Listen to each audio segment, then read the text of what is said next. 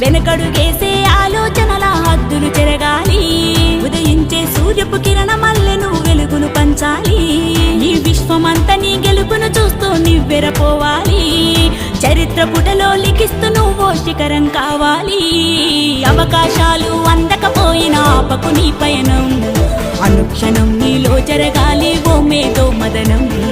గడిచిపోయిన గతమంతా ఓ అనుభవమే లేరా. కదిలే కాలంలో పునాది మెట్టుగా చేర్చరా.